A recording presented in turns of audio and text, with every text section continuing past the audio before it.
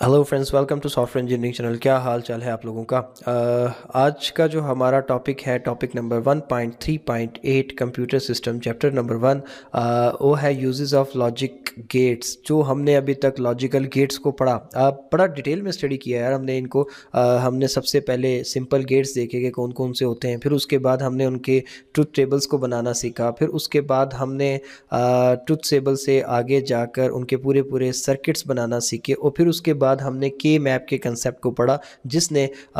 हमें ये सिखा दिया कि किस तरीके से चीज़ें जो है आपके बड़े बड़े एक्सप्रेशंस को आप शॉर्ट एक्सप्रेशंस में कन्वर्ट कर सकते हो। फिर उसके बाद हमने ड्युअलिटी प्रिंसिपल को स्टडी किया डिटेल में, कि बड़ा छोटा सा प्रिंसिपल था कि किस तरीके से एक चीज़ उसके अल्टरनेटिव में कन्वर्ट की जा सकती है और उसके बाद भी वो अपनी वही लॉजिक प्रिजर्व रख रही होती है। और ये सारे के सारे प्रिंसिपल्स हैं, असूल हैं, रूल्स एंड रेगुलेशंस हैं, इनका पता होना बहुत ज़्यादा लाजमी है। मुझे पर्सनली ऐसा लगता है कि ये जब आपको पता होते हैं तो रूल्स के पता होने से आप ज़्यादा खुल के काम कर सकते हो, क्योंकि आपको सब कुछ पता है। आपको पता है कि आपके पास क्या क्या बाउंड्रीज़ हैं, क्या क्या लिमिटेशंस हैं। तो जब आपको एक प्ले ग्राउंड दे दिया गया है और मुकम्मल तौर पे आपको उसकी बाउंड्रीज बता दी गई हैं, तो आपके दिमाग में डर नहीं रहता कि अब आप ये ठीक कर रहे हो या गलत, क्योंकि आपको पता होता है कि आप क्या कर रहे हो। तो मेरे ख्याल में इन सब चीज़ों का पता होना लाजमी होता है। तो अब हम एक आखिरी टॉपिक को देखने जा रहे हैं। आल दो कि अगर हम देखें कि यूजेस ऑफ लॉजिक गेट्स के बारे में अगर हम बात करें, तो लॉजिकल गेट यार देखो हर जगह यूज़ हो रहे हैं। अगर हम ये कहें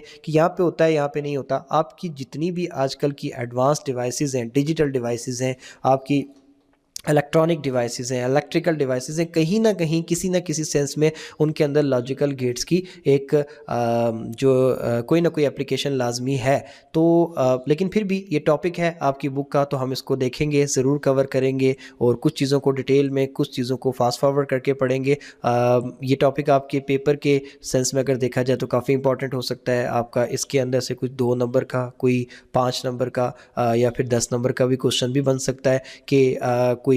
कोई से 4 यूजेस बताएं लॉजिकल गेट्स के, कोई से 10 यूजेस बताएं लॉजिकल गेट्स के। तो आपको इसकी अंडरस्टैंडिंग इस लिहाज से और इतनी होनी चाहिए कि आप उसका आंसर लिख सकें। बाकी ऑल इन ऑल अगर मैं बात करूं कि लॉजिकल गेट कहाँ पे यूज़ होते हैं, तो इट इज़ नॉट लाइक कि छोटी सी उसकी एप्लीकेशन होगी। ये हर एक डिजिटल कंप्यूटर, हर एक डिजिटल डिवाइस, इलेक्ट्रॉनिक और इलेक्ट्रिकल डिवाइस के अंदर इस्तेमाल होते हैं। शॉर्ट में तो इसका ये जवाब है। लेकिन चलें अब हम इसकी डिफरेंट फील्ड्स को स्टडी करते हैं, थोड़ा सा देखते हैं और जानते हैं। तो सबसे पहले अगर हम बात करें तो मेमोरी सर्किट्स। अच्छा, मेमोरी सर्किट्स क्या होते हैं ना, ऐसे सर्किट जो कि छोटे लेवल पे कुछ चीज़ों को याद वगैरह रखाने के लिए, कुछ एक सर्किट के अंदर कुछ किसी भी टास्क को परफॉर्म करने के बाद उसकी मेमोरी सेफ रखने के लिए कि क्या हुआ था या फिर उसका क्या रिजल्ट आया था, जब वो सर्किट्स बनाए जाते हैं तो उन सर्किट्स को उसमें मेमोरी का कंसेप्ट देने के लिए एक चीज़ यूज़ होती है फ्लिप फ्लॉप, और दूसरी एक चीज़ यूज़ होती है लैचेस यूज़ होते हैं। अब ये जो फ्लिप फ्लॉप और लैचेस हैं, ये दोनों की दोनों क्या चीज़ें हैं, ये बेसिकली इटसेल्फ भी जो है ना एक सर्किट्स ही हैं एक तरह के, ठीक है। अब ये जो फ्लिप फ्लॉप और लैचेस के सर्किट्स हैं जो कि खुद यूज़ होते हैं आगे फर्दर मेमोरी सर्किट्स बनाने के लिए, ये लैचेस और फ्लिप फ्लॉप्स जो है लॉजिकल गेट से बने होते हैं। ठीक हो गया। मेमोरी सर्किट की डिटेल में अगर हम जाएंगे तो शायद हम आगे इतना डिटेल में उसमें जा सकते हैं कि उसके ऊपर ही हम 3-4 वीडियोस बनाने बैठ जाएं। लेकिन बात वही है कि इस वक्त हमारे लिए ये जानना लाजमी नहीं है कि मेमोरी सर्किट क्या होता है, कैसे काम करता है, उसकी वर्किंग वगैरह। हमारे लिए बस इतना जानना काफ़ी है कि मेमोरी सर्किट का बेसिक सा इंट्रोडक्शन वो ये है कि आपका जो सर्किट होता है उसके अंदर सादा लफ्ज़ों में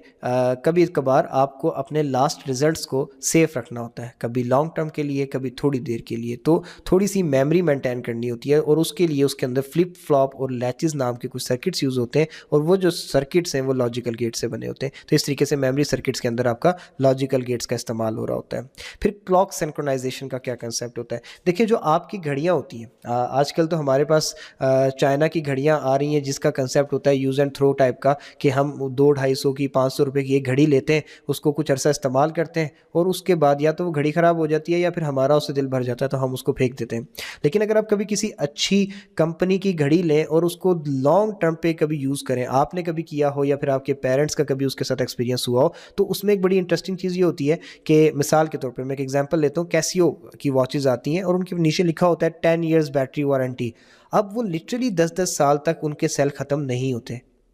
لیکن ان میں ہوتا کیا ہے کہ ہر کچھ مہینوں کے بعد نا اس کے اندر جو ٹائم ہے وہ اس کی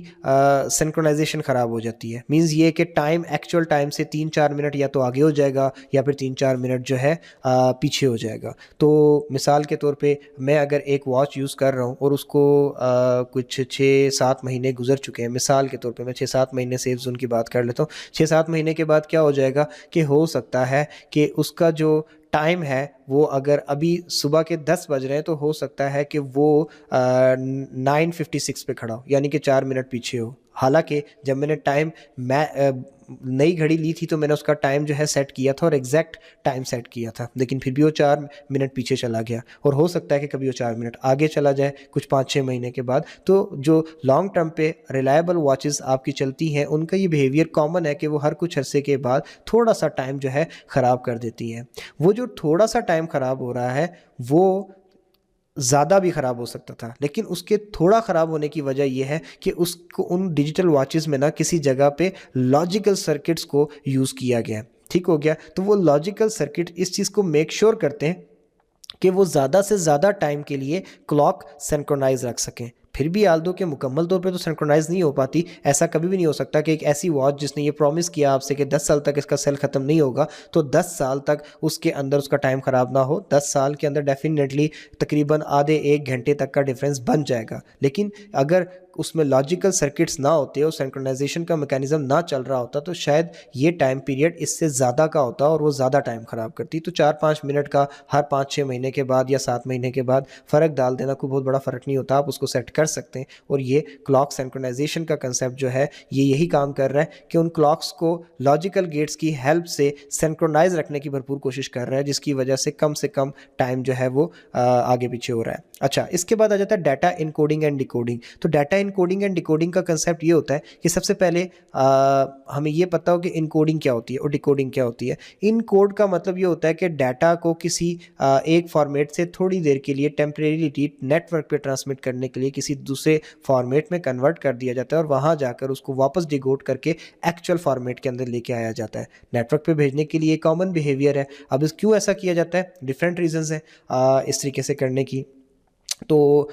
اس کام کے اندر بھی یہ کام کو پرفارم کرنے کے لیے بھی بہت ساری جگہوں پہ نیٹ ورک کے اندر آپ کے لاجیکل گیٹس لگے ہوتے ہیں جو کہ پراپر وے میں ڈیٹا کو انکوڈ کرتے ہیں اور پھر ڈیکوڈ کرتے ہوئے بھی ان لاجیکل گیٹس کو استعمال کیا جاتا ہے تاکہ ڈیٹا ڈیکوڈ کر کے اپنی ایکچوئل حالت میں آئے، اسی حالت میں آئے جب وہ انکوڈ نہیں ہوا تھا تو اس وقت جیسا نظر آتا تھا ویسے ہی ہو جائے. اس کے بعد آپ کا آ جاتا ہے ملٹیپلیکیشن اینڈ ڈویژن کا کنسیپٹ. یہ بڑی عام سی بات ہے جو کہ آپ کاپی پہ جو ملٹیپلیکیشن ڈویژن کرتے ہو that is some thing else, لیکن جو آپ کے ڈیجیٹل سرکٹس ہیں کئی دفعہ ان کو ہیوی کیلکولیشنز کرنے کے لیے ان کے اندر ملٹیپلیکیشن اینڈ ڈویژنز پرفارم کروانی پڑتی ہیں. تو اب وہ ملٹیپلیکیشن اور ڈویژنز کو پرفارم کرنے کے لیے بڑے کمپلیکیٹڈ قسم کے لاجیکل سرکٹس بنائے جاتے ہیں ان مشینوں کے اندر، ان ڈیجیٹل ڈیوائسز کے اندر، اور ان کو جب انپٹس دی جاتی ہیں بائنری میں کنورٹ کر کے تو پھر وہ جو واپس الٹیمیٹلی بائنری آنسرز دیتے ہیں جب ان کو واپس اسٹیٹ فارم میں جب کنورٹ کیا جاتا ہے تو وہ آپ کو ملٹیپلیکیشنز یا ڈویژن کے رزلٹ مل جاتے ہیں. تو لاجیکل سرکٹس کے اندر جو ہے نا ملٹیپلیکیشن اور ڈویژن بھی پاسبل ہے. تو جو کمپلیکس مشینز ہوتی ہیں، ڈیجیٹل سرکٹس ہوتے ہیں، وہ اپنے اندر لاجیکل گیٹس کو یوز کر کے ملٹیپلیکیشن اینڈ ڈویژن کو پرفارم کر رہے ہوتے ہیں. اگر ہم آگے چلیں تو ڈیجیٹلی سگنلز کو جو پروسیس کیا جاتا ہے، دیکھیں آپ آگے جائیں گے ابھی نیٹ ورکس کو پڑھیں گے تو آپ کو پتہ چلے گا ماڈیولیشن اور ڈی ماڈیولیشن کیا ہوتی ہے. یعنی کہ جو آپ کے وائر کے تھرو سگنل، کوئی بھی انٹرنیٹ کے سگنل بھی فلو کر کے آپ کے کمپیوٹر تک پہنچتے ہیں اور کمپیوٹر میں سے واپس کچھ انسٹرکشنز وائر کے تھرو جاتی ہیں، تو جس فارمیٹ میں وائر سے سگنلز آ رہے ہوتے ہیں وہی والا فارمیٹ کمپیوٹر نہیں انڈرسٹینڈ کر سکتا، اس کو کنورٹ کرنا پڑتا ہے ایسے فارمیٹ میں جو کمپیوٹر انڈرسٹینڈ کر سکے. اور پھر کمپیوٹر جو فارمیٹ کے سگنل ہمیں دیتا ہے وائر میں بھیجنے کے لیے وہ وائر سے نہیں جا سکتے، پھر ان کو کنورٹ کرنا پڑتا ہے ایسے فارمیٹ میں جو کہ وائر سے گزر سکے. تو یہ جو سارا کا سارا کنورژن کا کنسیپٹ ہوتا ہے اس کو ہم ماڈیولیشن اور ڈی ماڈیولیشن کہتے ہیں، سگنلز کو پروسیس کرنے کا. ٹھیک ہے، یہ پروسیشن لکھ دیا میں نے، پروسیسنگ لکھنا تھا، ڈیجیٹل سگنل پروسیسنگ. تو اس سارے کام کے اندر بھی آپ کے سرکٹس یوز ہو رہے ہوتے ہیں، لاجیکل گیٹس یوز ہو رہے ہوتے ہیں. ٹھیک ہو گیا. پھر اس کے بعد ڈیٹا انکرپشن اینڈ ڈیکرپشن. اچھا، ڈیٹا انکرپشن اینڈ ڈیکرپشن کا مطلب یہ ہوتا ہے کہ ڈیٹا کو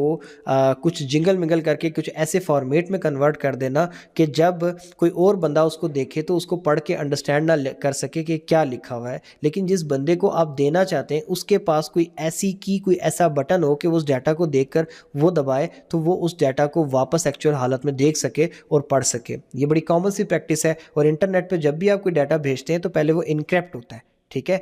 انکرپٹ ہونے کے بعد دوسری جگہ جا کے پھر وہ ڈیکرپٹ ہو کے واپس اپنی اصلی حالت میں آتا ہے، اور یہ سارا کا سارا کام کرنے کے لیے بھی جو الگوریتھمز یوز ہوتے ہیں وہ کہیں نہ کہیں لاجیکل گیٹس استعمال کر رہے ہوتے ہیں۔ اب شاید آپ اس بات کو سن کے کنفیوز ہو گئے ہو کہ ہم نے انکوڈنگ اور ڈیکوڈنگ کی بھی تو کچھ ایسی ہی ڈیفینیشن پڑھی تھی، اور ہم انکرپشن اور ڈیکرپشن کی بھی ایسے ہی پڑھ رہے ہیں، تو اس میں تھوڑا سا فرق ہے۔ Encoding and decoding is not some thing really very safe, وہ بس ایک سمپل سی ڈیٹا کو آپ اس کا فارمیٹ بدلتے ہو اور کہیں بھیج دیتے ہو، اگر بیچ میں بھی اس ڈیٹا کو پکڑ سکتا ہے، پکڑ لیتا ہے تو اس کو ایزیلی اس کو ڈیکوڈ کر کے ریڈیبل فارمیٹ میں کر سکتا ہے۔ لیکن جو انکرپٹڈ ڈیٹا ہوتا ہے، اگر اس ڈیٹا کو ایک بندے سے، لیٹ سے آپ نے کسی پرسن اے سے پرسن بی کو بھیجا ہے، اور بیچ میں کوئی کھڑا ہوا بندہ، نیٹ ورک پہ کھڑا ہوا بندہ پرسن سی انکرپٹڈ ڈیٹا کو پکڑ لیتا ہے، تو اس کو وہ واپس ڈیکرپٹ نہیں کر سکتا، سادہ لفظوں میں ڈیکوڈ نہیں کر سکتا، کیونکہ اس کو ڈیکوڈ کرنے کے لیے خاص قسم کی ہوتی ہے، وہ استعمال کرنی پڑتی ہے۔ تو ڈیٹا انکرپشن انکوڈنگ ڈیکوڈنگ سے ایک اسٹیپ آگے کی چیز ہے اور سیکیورٹی پرپزز کے لیے یوز ہوتی ہے، تو اس کے اندر بھی آپ کے لاجک گیٹس یوز ہو رہے ہوتے ہیں، ٹھیک ہو گیا۔ اچھا، پھر کیلکولیٹر سرکٹس، اس پہ میں زیادہ ایگزامپلس نہیں دوں گا، ایکسپلین نہیں کروں گا، آپ سب کیلکولیٹرز یوز کرتے ہو، ڈیجیٹل کیلکولیٹرز یوز کرتے ہو، اس میں پلس مائنس ملٹیپلائی ڈیوائڈ سب کچھ ہو رہا ہوتا ہے، یہ سب کے سب انٹرنلی جو یہ کام کر رہے ہوتے ہیں، ایک بٹن دبانے پہ سیل سے آپ کے تھوڑا سا کرنٹ لے کے انہی کو زیرو ونس کی فارم میں کنورٹ کر کے اندر بنے ہوئے سرکٹس کو، لاجیکل گیٹس کو استعمال کرتے ہوئے آپ کی کیلکولیشنز کے رزلٹ دے رہے ہوتے ہیں۔ ٹریفک لائٹ کنٹرول سسٹم آپ نے دیکھا ہوگا، ڈیفرنٹ سگنلز ہوتے ہیں، ہر سگنل کے اوپر 3 قسم کی لائٹیں ہوتی ہیں، سب سے پہلے ریڈ ہوتی ہے، پھر وہ یلو میں کنورٹ ہوتی ہے، اور یا پھر اورنج میں، اور پھر اس کے فوراً بعد وہ گرین میں ہو جاتی ہے۔ تو جب ریڈ آن ہوتی ہے تو باقی 2 آف ہوتی ہے، جب نیچے والی آن ہوتی ہے تو اوپر والی، یعنی کہ جب یلو والی آن ہوتی ہے تو ریڈ اور گرین آف ہوتی ہے، اور جب گرین آن ہوتی ہے تو اوپر والی دونوں آف ہو جاتی ہیں، اور جب یہ والی گرین آن ہوتی ہے تو اس سے اگلے والا جو سگنل ہوتا ہے کچھ کلومیٹرز آگے جا کے وہ کہیں نہ کہیں واپس ریڈ ہونے جا رہا ہوتا ہے۔ تو یہ ساری کی ساری جو کیلکولیشنز ہوتی ہیں یہ سب زیرو ونس کی بیس پہ ہو رہی ہوتی ہیں، اور ان کو کیسے مینیپولیٹ کرنا ہے کہ کب کون سی لائٹ کہاں پہ گرین ہونی چاہیے، کون سی ریڈ ہونی چاہیے، یہ سارا کا سارا کام لاجیکل گیٹس کے تھرو ہو رہا ہوتا ہے، اور سارا کا سارا ٹریفک ان لاجیکل گیٹس کے اوپر جو ہے کنٹرول ہو رہا ہوتا ہے۔ پھر ہم آگے بات کرتے ہیں روبوٹکس کی۔ تو یار دیکھیں، روبوٹس آج کل کی دنیا میں بڑے عام ہوتے چلے جا رہے ہیں، روبوٹ کے اندر ہر کام لاجیکل گیٹس کے تھرو ہی ہو رہا ہے، اگر وہ موو کر رہے ہیں یا پھر وہ کسی چیز کو دیکھ کے ڈیسیژن لے رہے ہیں کہ سامنے راستہ نہیں ہے، مجھے اپنی لوکیشن ٹرن کر لینی چاہیے، مجھے ادھر سے جانا چاہیے، کچھ نیچے پڑی ہوئی پروڈکٹ کو اٹھانا چاہیے، یہ سارے کے سارے کام وہ کہیں نہ کہیں پروگرامنگ تو ہے ہی، اس کے اندر آرٹیفیشل انٹیلیجنس تو ہے ہی، لیکن الٹیمیٹلی آرٹیفیشل انٹیلیجنس اور پروگرامنگ وغیرہ لاجیکل گیٹس کو ہی انسٹرکشنز دے رہے ہیں، اور وہی جا کر آگے سارا کا سارا کام روبوٹ سے کروا رہے ہیں۔ پھر اس کے بعد سیکیورٹی سسٹم کی بات کریں تو ہم نے پہلے بھی ایک الارم کی بات کی تھی کہ اگر کوئی چور آپ کے گھر میں گھس آتا ہے اور الارم بھی آن ہے اور سینسر اس کو دیکھنے والا بھی آن ہے، دونوں 1 ہے تو بھی الٹیمیٹلی آنسر 1 آئے گا، اگر ان میں سے کوئی بھی ایک 0 ہو جاتا ہے تو آنسر 1 نہیں آ سکتا۔ تو بیسیکلی آپ کے سارے سیکیورٹی سسٹم اسی قسم کے ہوتے ہیں، اور وہ بھی اپنے اندر لاجیکل گیٹس کو استعمال کر رہے ہوتے ہیں۔ آٹوموٹیو الیکٹرانکس کی بات اگر ہم کریں، یعنی کہ جو آپ کی گاڑیاں وغیرہ ہوتی ہیں، انجن کے کنٹرول سے لے کر ABS سسٹم کی بریک سے لے کر ایئر بیگز جو کہ آپ کی سیفٹی کے لیے استعمال ہوتے ہیں، ہر چیز کے اندر لاجیکل گیٹس لگے ہوئے ہیں۔ وہی بات ہے کہ کیسے لگے ہوئے ہیں، اب ہم گاڑیوں کی انجینئرنگ میں چلے جائیں گے تو ایک لمبا ٹاپک ہو جائے گا، بس ہم نے یہاں پہ ایک انٹروڈکشن دیکھنا ہے کہ لگے ہوئے ہوتے ہیں۔ ہوم آٹومیشن، آج کل آپ کے گھروں کے اندر نا بڑا زبردست سسٹم آ رہا ہے، اگر آپ میں سے بھی کوئی، اور اس کے لیے کوئی بہت بڑا انجینئر ہونا لازمی نہیں ہے، اگر آپ میں سے بھی کوئی چاہتا ہے کہ آپ اپنی وائس کے تھرو اپنے پورے گھر کے سسٹم کو کنٹرول کریں، تو ابھی آپ دراز پہ یا کسی بھی on line e commerce site پہ جائیں، الیکزا کے نام سے، امیزون الیکزا کے نام سے ایک چھوٹی سی ڈیوائس ملتی ہے، آپ اس کو اپنے گھر میں لگا سکتے ہیں، اور آپ اس کے تھرو ڈفرینٹ قسم کے وائی فائی آپریٹڈ سوئچز اور بلب وغیرہ گھر میں لگا سکتے ہیں، اور آپ جسٹ اس کو ایک آواز دیں گے، Alexa turn on lights, Alexa turn off lights, तो वो क्या करेगा कि आपके लिए आपके कमरे की लाइट्स जलाएगा, बंद करेगा, आपके लिए म्यूज़िक चलाएगा। 8 से 10,000 रुपये की डिवाइस है, कोई भी यूट्यूब की 2-3 वीडियोस देख के उनको कॉन्फ़िगर करके अपना पूरा का पूरा घर ऑटोमेशन पे डाल सकता है। और वो सारे के सारे सिस्टम जो चलते हैं, आपके टेम्परेचर को कंट्रोल करना घर के, आपके लाइटों को कंट्रोल करना घर के, वो सारा का सारा सिस्टम जो अलेक्सा चलाने लग जाता है वो सब लॉजिकल गेट्स के थ्रू ही चल रहा होता है। मेडिकल डिवाइसेस की अगर हम बात करें तो आपके जो आजकल डॉक्टर्स हैं वो हैवीली डिपेंडेंट हैं आपके डिजिटल इक्विपमेंट्स के। आपकी अल्ट्रासाउंड की मशीन, एक्सरे की मशीन, अगर वो किसी की ओपन हार्ट सर्जरी कर रहे हैं तो उसकी मशीन सब की सब इलेक्ट्रॉनिक्स हैं, इलेक्ट्रिक्स हैं, डिजिटल है, तो उनके अंदर भी आपके ये गेट्स चल रहे हैं। इसी तरीके से अगर आप जहाज़ों में चले जाते हैं तो वहाँ पे भी कब किस जहाज़ को किधर किस तरफ टर्न करना है, और किस तरीके से एक जहाज़ को ऑटो पायलट पे डाल के एक पायलट अपनी सीट से उठ के पीछे चला जाता है, जाके खाना वगैरह खाता है, ये सारे के सारे जो काम होते हैं उन सब कामों के अंदर जाकर आपका कहीं ना कहीं लॉजिकल गेट इन्वॉल्व होता है। तो ये इसकी डिफरेंट किस्म की एप्लीकेशंस है। आई होप सो कि आपको समझ आ गई होंगी। अगर नहीं समझ आती तो इसी वीडियो के कमेंट सेक्शन में जाकर आप किसी भी कोई चीज़ को पूछ सकते हैं, मैं आपको ज़रूर आंसर करूँगा। इसके अलावा हमारी एक व्हाट्सएप कम्युनिटी है, मैं हर वीडियो के अंडर जाकर तो उसका लिंक शेयर कर देता हूँ, अगर आप उसको ज्वाइन करना चाहें तो आप उसको ज्वाइन कर सकते हैं। ओके, मैं इस लेक्चर को यहीं पे एंड करता हूँ, दोबारा मिलेंगे नेक्स्ट लेक्चर में, तब तक के लिए अल्लाह हाफिज़।